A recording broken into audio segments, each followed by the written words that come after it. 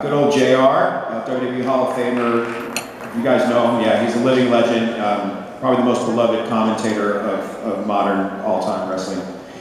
And I said, hey, I have this idea for a movie, would you work on it with me? And he said, yeah, I'd love to. By the way, have you ever heard of Mildred Burke? I go, no, who's that? He goes, check out this book, Queen of the Ring, let me know what you think. I think it should be a movie. And so I read the book that weekend. I called him back Monday morning. I said, forget about the fucking 80s fictional thing. We have to tell Mildred's story. This is incredible. And I just completely fell in love with it. And I felt embarrassed as a diehard pro wrestling fan that me and none of my immediate friends knew who she was either. And she wasn't in the Hall of Fame at the time because this was prior to 2016. So it was kind of just this forgotten relic of old Americana. And I just fell in love with her story and set out to try and get it made.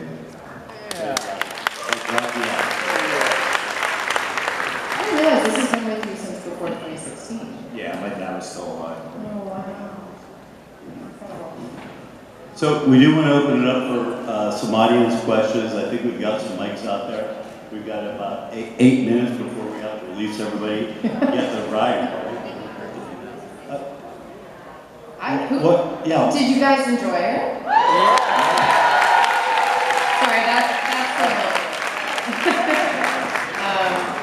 Ash and I spoke about how we felt like Mildred has been with us and sort of blessing this film. We can only hope that we've honored her in this way. A couple of her granddaughters are here tonight, so. You're killing it. I have to say another thing that's incredibly serendipitous or synchronistic, however you look at life. Tonight, Cyndi Lauper happens to be playing here. Who anyone who knows 80s, the WrestleMania 1.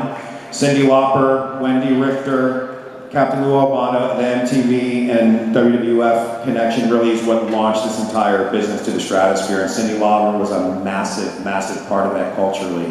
So it's just kind of very symbolic. I already tried to get her here, but she was on stage at the same time as us. I'm gonna crash the party over there. Guys, what was it like working with Ash? Well, Ash and I did this last movie together, and when we finished, he told me about this one, and I'm like, amazing female empowerment story, have to be a part of it, and it's been amazing. We shot last summer in Kentucky, Louisville, Kentucky, and put this amazing cast together, and it's amazing working with them. I'm really proud of this movie, and it's a perfect time to tell this story, and I just want everybody to see it and spread the word. Ash also wrote this script, and the writing in this is beautiful. I mean, even scene by scene, as an actor, sometimes you read something and it really speaks to you. Other times you're like, oh, we have to figure this out. As I was reading the script when I first got it, I was like, there's so much heart in here, and it's a true story. It was like a perfect match. It's such a good job with the book. It's so hard to take a book and make a script into it, and it was, you know, a wrestle to do that. If you couldn't tell, it really should be an 8-hour miniseries. There's over an hour that we cut out just to get into this runtime. The one other thing I wanted to mention, and then I'm going to shut up and pass it to everyone, just on the story. It is obviously a female empowerment story. It's an underdog story. The other thing that really, just hit me in my spirit very deeply when reading the book, she was a single mom. I grew up with a single mom, no dad, in an unorthodox household. And I think it's something that this country does not talk about enough, is that kids growing up without dads, it's an epidemic. And a lot of the terrible things that are happening in the streets, it has nothing to do with all these other things other than they're growing up without fathers, and then they get influence at a very young age. It's before puberty. Denzel Washington talks about this. He's about 10 years old. And they start looking for who their role models are.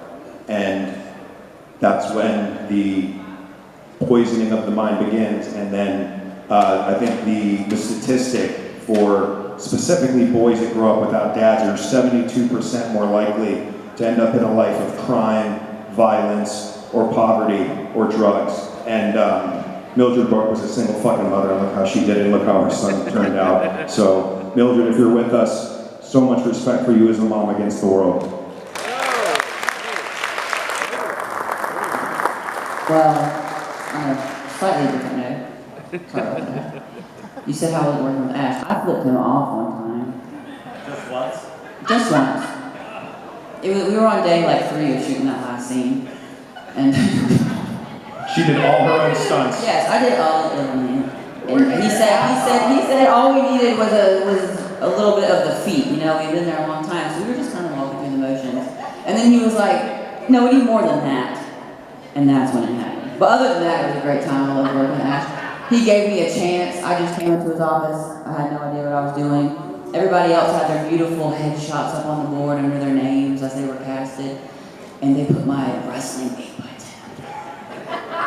And so it was a good time. It was a very fun and interesting and new experience for me. Give it up for Kailey, her first acting role ever. She is a pro, okay? Anytime we're working together, I'm not moving at all. It's like she controls my entire body. Like, she's whispering in my ear, we're doing stuff. I didn't even rehearse. Like, she makes us look so good. You are a pro. And your acting is phenomenal. Like, you come on stage. I was like 3 when I wanted to do this. You know, you come on stage, you blow us out of the water. You're incredible. You're amazing. Yeah. We're so lucky to have you. I'd like to say something about Gavin too. So we're from a different generation. He's much younger than me. He could be my son. And I didn't know the hit show he was on. I was out of the loop. I hadn't seen it. And when he came available and I watched some of him, I thought, wow, this kid's terrific. He has the right charisma, the right magic to play Mildred's son. And I saw everything that he had going on. I go, okay, here's this young kid, looks perfect, everything's perfect, 5 zillion followers. Everyone I know that has a child under the age of 18 is like, oh my God, you got Gavin. So I'm expecting he's gonna show up, and here we go. It's gonna be 27 handlers, everything's gonna, because we're an indie film, it's sweaty, it's hot in Kentucky, and here comes the kid on top of the world, right? Every teen girl, everyone is upset. He shows up. The sweetest, humblest, appreciative kid. All I want to do, and I haven't met your parents, I don't think, I just want to hug your parents, because the way you were raised, they did a fucking great job. He is so humble and appreciative. Give it up for Gavin. It's such a pleasure. Took direction, was grateful to be there, and you pulled at my heartstrings every day, so thank you. And it's first time just seeing it. Yeah, this is my first time. What'd you think? I thought it was amazing. I thought it was so good. I think I had the best part of this. The best part of this job was being front row watching them wrestle all the time. Like I'm hearing her whisper, like, "Hey, just put your shoulder right here," and then they just chuck her across the ring. Back up, I'm gonna slap you now. You're gonna slap me now? Okay, you're gonna slap me now. Yeah, and some of those slaps were real. You should have seen the marks on their chest. It's crazy. It was so much fun to be a part of, and just getting to bring Ashley's vision to life, and really seeing like the heart behind it. Like everyone was so passionate about telling the story, and that's something that I'm passionate about. Is like I hope when you walk away from watching this film that it makes you a better person and actually like leaves you wanting more and inspired. And I feel like that's what this film does. And it's awesome. Fantastic. Ash, I'm going to circumvent the audience and ask for one question the film Florida begged me to ask of you. What do you think about Hulk Hogan and The Rock, filmed in Fort Lauderdale, King of the Ring? Oh, okay. So, when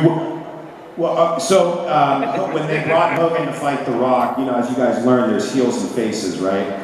The magic of pro wrestling, which is why another reason I fell in love with it. When I was 10 years old, I got arrested. It was the whole thing, the 10-year-old kid. And then I discovered pro wrestling, and my whole family put money together, and they sent me to a military school, which is honestly the only reason that I'm probably on the stage right now is that I got sent to. It was a co-ed school, though. It's a co-ed military school. Love women in uniform. And what's so magical about pro wrestling is that it is theater, right? So the audience, the promoters and the managers can say whatever they want. This is going to be the good guy, this is going to be the bad guy. This is who they're going to root for, this is who they're going to boo. But it's up to the audience on how it really goes down. So when The Rock and Hogan had their big match, Hogan was a bad guy because he was coming from WCW, which Vince McMahon had just bought and merged back into WWE. So when Hogan started competing with the WWE, he became a bad guy, and it was the biggest heel turn in the history of wrestling. When he was on TNT, WCW, Ted Turner, he was competing. So with him, You do it. yeah. It's a YouTube, it's great. They start throwing stuff into the ring, people are running into the ring, security comes. So when Hogan and The Rock had their big match, and Hogan comes back to WWE, they're expecting Hogan to still be the bad guy because The Rock's the big hero.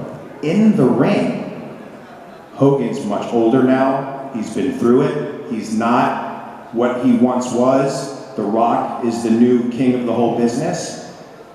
And the audience turns in real time.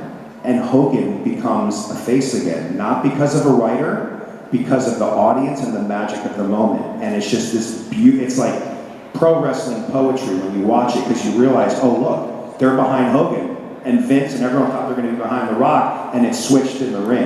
And it was just, it's a really emotional moment. But that's why I fell in love with it as a kid, because I just saw the theater and all of it. Let me know how much you need for the treatment of the screenplay. Yeah, exactly.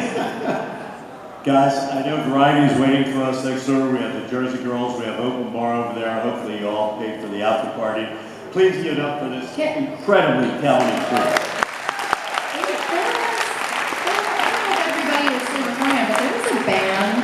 That was a high school band before we came in. That was absolutely Junior high band. crushing it. 14 years old. What was their name?